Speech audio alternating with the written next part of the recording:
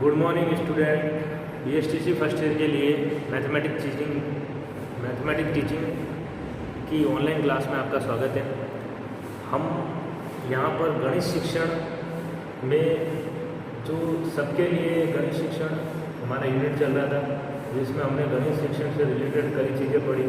पिछली कक्षाओं में हमने अध्ययन किया कि पिछड़े बालकों और पिछड़े या मानसिक रूप से पिछड़े या विकलांग या विशेष योग्यजन बालकों में गणित शिक्षण कैसे करवाया जाता है और उनके संदर्भ में गणित शिक्षा को कैसे महत्व दिया गया, उनके लिए विशेष किस प्रकार के उपकरण पैदा किए गए, विद्यालय बनाए गए और अन्य कई तरह की तकनीकी योजनाएं बनाई गई, उसके बारे में हमने डिस्कस किया था।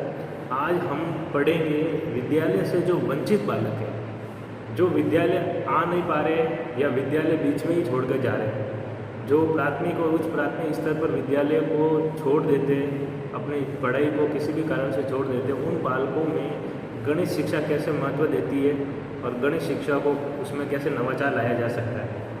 तो आदिम काल से गणित शिक्षण प्राथमिक और उच्च प्राथमिक शिक्षा इस आधार पर दी जाती है कि वो उच्च कक्षाओं में ये सारी चीज़ें लाभान्वित रहेगी, मतलब उपयोग उप कक्षा में आप ज़्यादा करोगे लेकिन बेसिक यहाँ से सीखोगे।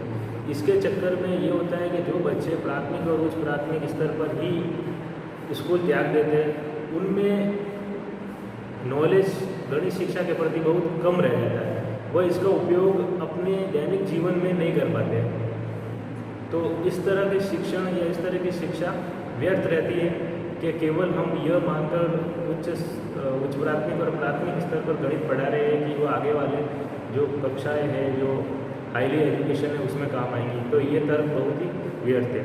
इसलिए कुछ शिक्षाशास्त्रियों ने और गवर्नमेंट ने संशोधित किए शिक्षा नीतियों को, और गणित शिक्षा उच्च प्राथमिक और प्राथमिक स्तर पर इतनी बढ़ाई जाए कि अगर बच्चा उस स्तर पर विद्यालय त्याग भी दे या छोड़ भी दे, तो वो उस गणित की शिक्षा को अपने दैनिक जीवन में उपयोग कर विभिन्न क्षेत्रों में काम कर सके, जैसे गिनती या पहाड़े या गुणा भाग की संक्रियाएं या आकृतियों की संक्रियाएं या किसी भी तरह के माप तोल, मीटर, किलोग्राम, इन सभी का ज्ञान उसे उस स्तर पर दिया जा सकता है, जिससे वह अपने अगर विद्यालय छोड़ दे और उच्च स्तर की पढ़ाई ना भी करे तो भी वह सफल हो सकता है अपने जीवन में गणित की मदद लेकर।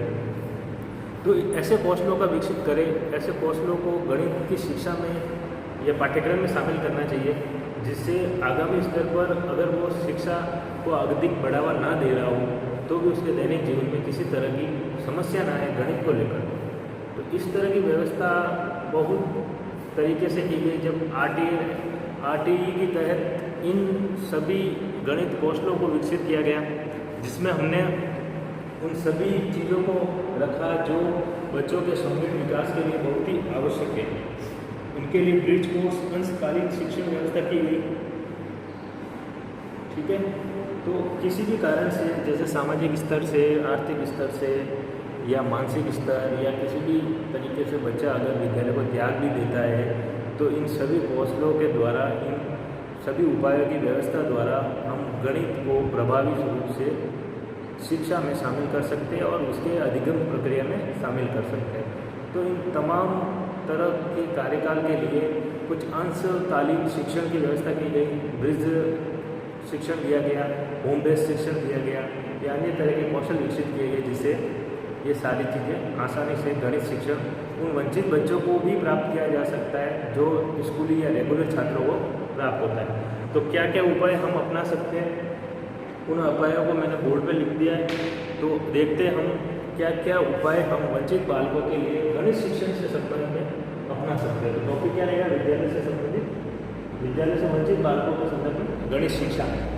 तो क्या क्या उपाय हम अपना सकते हैं? प्रथम उपाय है वंचित बालकों को उनकी इच्छा अनुसार विद्यालय आने की अनुमति हो तथा प्रयोगशाला में समान हो सकता है। जो भी वंचित बालक है, किसी तरह वो विद्यालय नहीं आ पा रहा है, तो पहले उसकी खोज की जाए कि उसके कारणों को जानने की कोशिश की जाए कि वो विद्यालय क्यों नहीं आ रहा है। फिर उसके लिए ये व्यवस्था की जाए, अगर वो आर्थिक रूप से कहीं जॉब या कुछ काम कर रहा है तो उसके लिए व्यवस्था की जाए कि वो उसके अनुसार समय दिया जाए कि वो जब चाहे अपनी इच्छा अनुसार विद्यालय में आ सकता है और जा सकता है। और जो गणित की प्रयोगशाला है उनमें जो रेगुलर बच्चे हैं उनके साथ ही समान अवसर उसको प्राप्त करवाया जाए ताकि उसका गणित का शिक्षण ना रुक सके, गणित शिक्षण रुक ना सके। क्योंकि गणित ही ऐसा विषय है जो जीवन पर्यंत उसके साथ चलता है। अगर वो विद्यालय आया भी हो या नहीं भी आया हो, एक अनपढ़ आदमी भी गणित की कुछ संक्रियाएं जानता है, गणित की क्रियाएं समझता है। तो गणित क्या है, जीवन पर्यंत चलने वाला एक विषय है जिसके बारे में प्रत्येक छात्र या प्रत्येक व्यक्ति को नॉलेज होना आवश्यक है। तो उन सभी को विद्यालय की और गवर्नमेंट की और शिक्षा नीति की, पाठ्यक्रम की ये जिम्मेदारी रहती है कि गणित शिक्षण सबके लिए प्रोवाइड कराना चाहिए। भले वो छात्र रेगुलर हो या कोई प्रौढ़ व्यक्ति हो या वृद्धा अवस्था में भी गणित शिक्षण दिया जाता है ताकि वो आसानी से अपनी जीविकोपार्जन कर सके। दूसरा है अतिरिक्त कक्षा या कंप्यूटर की सुविधा दी जाए। अगर वो समस्या उसे गणित में समस्या आ रही है तो उसके लिए अतिरिक्त शिक्षा की व्यवस्था की जाए और कंप्यूटर की व्यवस्था की जाए। क्योंकि आजकल कई संक्रियाएँ गणित की रिटर्न में ना होकर कंप्यूटर बेस होती है। कई प्रक्रिया सारा ही तकनीकी पर आज काम चलता है तो उसे कंप्यूटर शिक्षा भी दी जानी चाहिए। तीसरा है तकनीकी के रूप में मोबाइल ऐप द्वारा शिक्षण करा सकते हैं। आजकल मोबाइल का ज़माना है तो मोबाइल हर आदमी के हाथ में आज आसानी से उपलब्ध हो सकता है, हर बच्चे के हाथ में आज आसानी से उपलब्ध हो सकता है। तो मोबाइल में कई ऐसे ऐप आते हैं जो गणित की क्रियाओं को समझने में सहायता करते हैं। कुछ इंटरनेट के बिना भी ऐसे ऐप आते हैं जो हम मोबाइल में चलाकर सीख सकते हैं। जैसे कोई भी ऐप, जैसे कुछ गुणा भाग के ऐप या कुछ मापतोल के ऐप, कन्वर्जन के ऐप, कई तरह के गणित के ऐप आते हैं, उनकी तरह भी हम शिक्षा दे सकते हैं।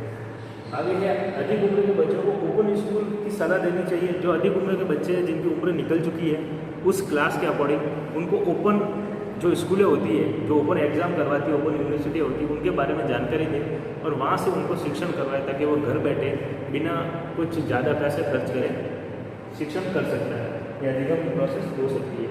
अगला है वंचित बालकों के आसपास के स्कूल छात्रों को जोड़कर गणित की पूरी शिक्षा दी जाए। वंचित बालकों के आसपास के वातावरण में जो भी रेगुलर स्कूल बच्चे जा रहे हैं उनसे उनको जोड़ा जाए ताकि वो बच्चे भी उनकी सहायता करें गणित शिक्षण या गणित की प्रक्रियाओं को समझाने में। ठीक है, तो ये कुछ उपाय थे। कुछ अन्य उपाय भी हैं जिसके बारे में हम पढ़ेंगे। ठीक है, कुछ खेल पहेलियाँ जो सभी के लिए रुचिकर होते हैं और बहुत सारे इनमें उलझे हुए होते हैं जो विद्यालय से वंचित बालकों तक पहुँचाया जा सकता है। कभी कभी ऐसे बालकों को विद्यालय में आमंत्रित कर परामर्श के द्वारा गणितीय संक्रियाएँ देने और हार्डवर्क किया जा सकता है। पहेलियाँ समझाकर या पहेलियाँ या कुछ भी मॉडल, चित्र, एक क्रिएटिविटी गणित शिक्षण में पैदा करके उन बच्चों को आकर्षित किया जा सकता है गणित के प्रति। और विद्यालय स्तर पर कुछ ऐसे बच्चों को आमंत्रित किया जाए जो अपने मोटिवेशन स्पीच द्वारा गणित के रूप में बच्चों को आसानी से समझा सके। गणित एक जो हार्ड सब्जेक्ट मानते हैं वो हार्ड सब्जेक्ट नहीं है, एक क्रिएटिविटी सब्जेक्ट है जिसमें कोई भी किसी तरह की समस्या आने पर उसका प्रायोगिक हल किया जा सकता है। तो वंचित बालकों को विभिन्न उपाय द्वारा जो विद्यालय नहीं आ पा रहे उन बालकों को भी हम गणित शिक्षण या सरकारें या अपने निजी संस्थान या विद्यालय उन बच्चों को भी गणित के प्रति रुचि पैदा कर उनमें शिक्षण करवाना चाहिए ताकि गणित की शैली या गणित की विषय की विद्या समस्त प्रत्येक मनुष्य को प्राप्त हो। क्योंकि हमारा टॉपिक ये था कि गणित की शिक्षा सबके लिए, तो गणित शिक्षण सबके लिए होता है। वो विद्यालय आ रहा हो या ना आ रहा हो, उसकी सामाजिक स्थिति कैसी है, आर्थिक स्थिति, इससे कोई फर्क नहीं पड़ता। गणित ऐसा विषय है जो जीवन पर्यंत उसके साथ चलता है। हर पहलू में, हर क्षेत्र में उसका उपयोग लेना पड़ता है। अगर वो कोई ऐसा काम भी कर रहा है जो शिक्षा से रिलेटेड नहीं है तो भी उसे गणित की आवश्यकता तो पड़ेगी पड़ेगी। तो ऐसी व्यवस्था की जाए जिससे उसका गणित का शिक्षण आसानी से हो सके, अधिगम प्रोसेस, शिक्षण अधिगम प्रक्रिया आसानी से संपन्न हो सकती है और वो अपने ज़िंदगी में जीवों का उपार्जन आसानी से कर सकता है गणित की यूज़ लेकर। तो हमने ये टॉपिक, आज हमारा ये टॉपिक पूरा हो गया है, जिसमें गणित शिक्षा सबके लिए, इसमें कुछ दोषों के बारे में, अध्यापक के गुणों के बारे में पढ़ा, विशिष्ट बालकों के बारे में पढ़ा, मंदबुद्धि बालकों के बारे में पढ़ा, विशेष योग्यजन बालकों के बारे में, आज वंचित बालकों के बारे में पढ़ा। तो गणित इन सब से कैसे रिलेट करता है वो अध्ययन हमने किया। तो अगली कक्षाओं में हम एक अलग नया टॉपिक लेंगे जिसके बारे में हम डिस्कशन करेंगे, मूल्यांकन किस तरह किया जाता है, मूल्यांकन की क्या प्रक्रिया होती है, मूल्यांकन विधियाँ कितनी होती है, ये सारा डिस्कशन हम अगली कक्षा में करेंगे। तो आज के लिए बस इतना ही।